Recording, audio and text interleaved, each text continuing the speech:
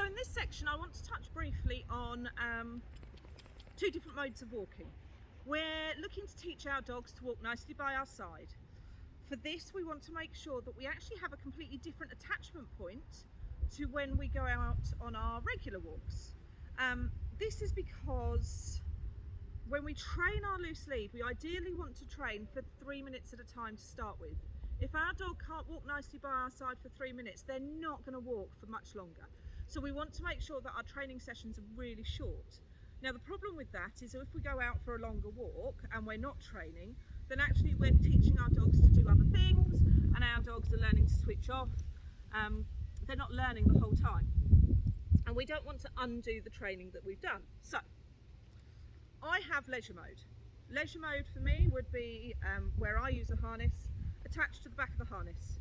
This means that if there is the smallest amount of pulling as she wanders around, I'm not going to undo all that training that I've done when we're attached to our loose lead attachment point. It means she can have some freedom, she can be sniffing, she can just be relaxed on our walk. For leisure mode, I will always have the lead slightly longer than I do in loose lead walking mode, up to and including 7.5 to 10 metres of length. I wouldn't go beyond that because that's uncontrollable, then it's just far too much lead, but the long line can be really useful, so 7.5 to 10 metres, but every time you attach the lead of that length, always attach to the back of the harness. When it comes to walking nicely on the lead, I will have a separate attachment point. This teaches our dogs that when we're attached at this attachment point, we walk nicely, because we always train, we're always working on it until such time as it's quite fluid. As I say, 3 minutes at a time for your training times.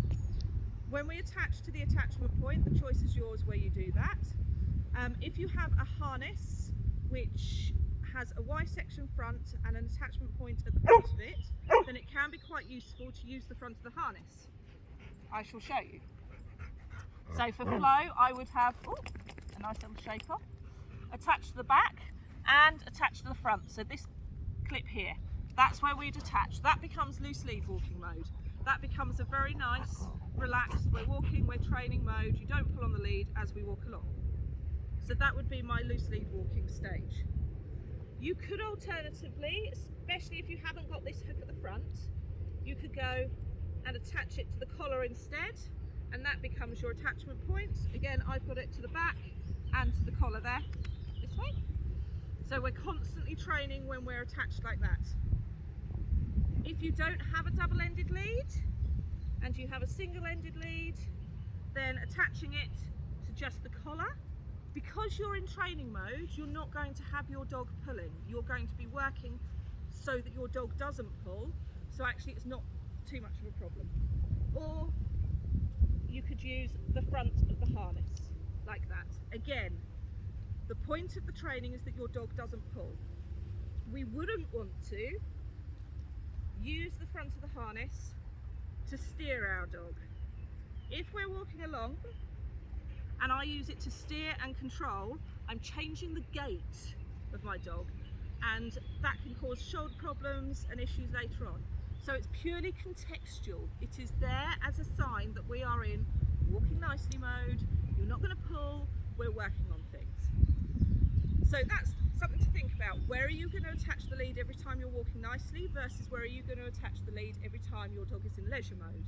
This is so that the context is very different between when we walk nicely versus when we just have a bit of leisure time and we can relax a little bit more, meaning that every time your dog has that relaxed moment, sniffs around, enjoys the environment, may have a little bit of tension on the lead every now and again, you're not undoing all that work that you've done in training loose lead mode.